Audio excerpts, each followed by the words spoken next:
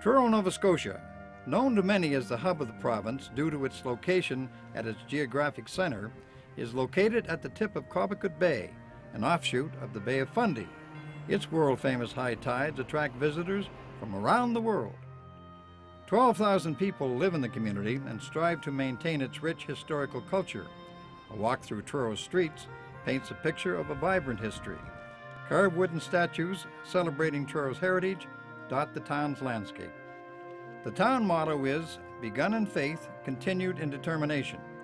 That same motto could very well be adapted by the local harness racing industry, especially over the past few years. The Truro Raceway is the largest horse racing facility in the province and is open all year round. Sunday afternoons, live harness racing action takes over the spotlight, where drivers and horses compete for pride and prize money. Watching the excitement is as enjoyable as it ever was, though it's not attracting the betting dollar it once did. And we used to wager an average about $160,000 a week just on 2 cards of live racing a week. Now, just in comparison, we race once a week basically, and simulcast 7 days a week, basically 12 hours a day, and we're not even reaching those numbers that we did on the 2 live cards. Truro Raceway is not alone when it comes to the need to attract fans. The entire maritime harness racing industry has had to overcome many obstacles throughout the years. It's still having tough times as far as attracting fans and its wager. When I first started with the post calls 30 years ago, Sackville Downs in the Halifax area was the largest track in the Maritimes, and Exhibition Park in St. John was the second largest, and they were both doing handles of about $12 to $14 million a year. Sackville Downs closed very abruptly, and that threw the whole racing industry into a tailspin. And unfortunately, really, it hasn't recovered all that much. We once were the only people that were involved in the gaming operation or gambling, and now our biggest competitors are the government with the Atlantic Lotto and the VLTs, and they just keep beating us on the head with new programs, and they got a marketing program of millions of dollars. Well, harness racing hasn't got that. It's unfair competition. Even despite this increased competition, the Truro Raceway still has a positive impact on the economy of Truro and the surrounding communities. Horse racing is an expensive hobby for a lot of people, and for the remaining few, a tough way to make a living. Every once in a while, a horse will come along that breaks the mold. Sort of looking for something to do. They invited me to go down to Lexington for the sale, and I went, and then we bought the horse, and then I was invited to, was I interested in joining, and I agreed to, and it's I never looked at it as a real moneymaker. Usually the horse business is not, and so this has been quite a delight, and to have bought this type of horse, and certainly we give a lot of credit to Brent for picking it out and training it, and what's happened. There was about 1,000 horses at that sale. But the first night, Jamie, if you remember, the first night they averaged $127,000. So that was the average. So of course, in that average, there was horses for $50,000, and there was horses for $400,000. $300,000-$400,000. Yeah, so it's just unbelievable the kind of money. So, it was a lot of the horses we were looking at were out of our price range. $40,000 is what we paid for Beach, and $40,000 was the number that. I don't know if I was done at $40,000 or not, if we would have found another bid or two or not, but luckily we didn't have to worry about that.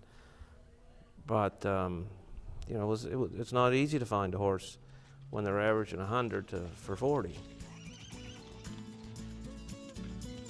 Somebeachsomewhere was born in Ohio on May 25, 2005. Stephanie Smith Rothog owns and operates the Rails Edge Farm. Her mare, Where's the Beach, is the dam, and she was bred to Mach 3, a sire out of Ontario. Both horses have pedigrees to long lines of successful pacers in the standardbred industry. Somebeachsomewhere was just beautiful from the get-go. Didn't have a problem foaling. He was just a perfect baby, just stood right up and did everything right from the beginning.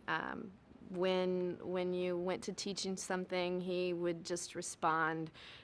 You might have to school him, and he'd just one time, and then it was just perfect. He was also very active colt. Just I remember as a yearling, he had 2 other field mates, and you'd turn them out in the paddocks together, and he'd wait until the other 2 colts were out there, and then it was just, they'd go wild. And he would go and he'd bite the others, and just if they were tired, he'd say, "Come on, let's go some more." And he'd really like, "Here, we're not done with our workout." So he was very athletic. He always wanted to be active. Stephanie's efforts were about to pay off, but she knows she can't count on her past successes at the sale.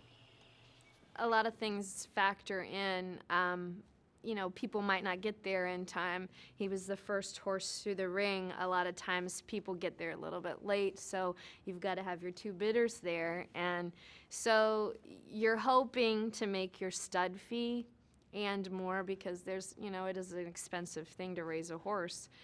He was the first horse to sell on Friday night, and in the afternoons they race at Lexington, so all the horse people that are coming to the sale are at the races on Saturday afternoon. And I don't know if all of the group has heard this story or not, but there was it's usually fairly close from the time the races end till you get out to the sale.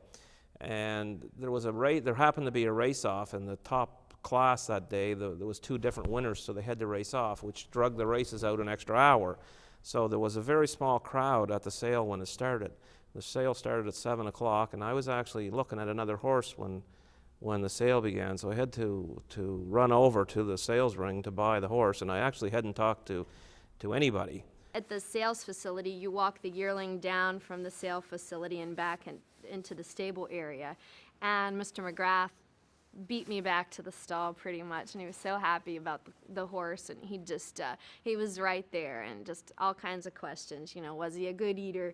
You know, how was he in the stall? Just, it was exciting for me, because a lot of people don't hurry back, and they don't, when they purchase a horse, they don't even come back to see what they've gotten. And he was just like, it was Christmas. Oh, I got the big prize. So that was exciting for me. Stephanie's wishes to find a good home for Beach couldn't have worked out any better. This group of business owners from Truro, Nova Scotia, with a passion for harness racing, would give the colt the best home possible. The group has owned a few horses over the years, and everyone's on the same track. For me, getting into this whole thing was an ability to get back to a barn. I was involved in riding horses all my growing up, and had a span of 30 years where I wasn't around a horse. And Brent's invitation 9 years ago gave me an opportunity to get around horses. Brent's been a great partner and Chev a partner in the last few years, but it's really been a hobby that Brent has loved, and that's why we became financially involved in it. Now, I've learned a bit about horses, certainly nothing to the extent that Brent knows about horses, but it's been a lot of fun to go over, visit the racetrack, help Brent do a few things, and see him get his enjoyment out of his hobby. Brett approached me a few years back to join the group, and me and Brett's been friends for a pretty long while. I've been buying vehicles from Brett for a long time, and I knew Brett knew his way around a horse. I knew he knew conformation, so on and so forth. I went to a couple of sales with Brent. A lot of the horse he was looking at, I really liked them also, and there was no question when he asked me to join the group. I was very happy to join the group. He offered, I guess it was 4 or 5 years ago, I think, to take an interest in a couple of horses that he bought up in Ontario, and I thought it was a great opportunity for me to get back in the business that I was out of for over 20 years and not have the hassle of managing and running the day-to-day side of things. Brent certainly does that. By this time, the colt was in the hands of an experienced driver and longtime friend of Brent's, Paul McDonnell.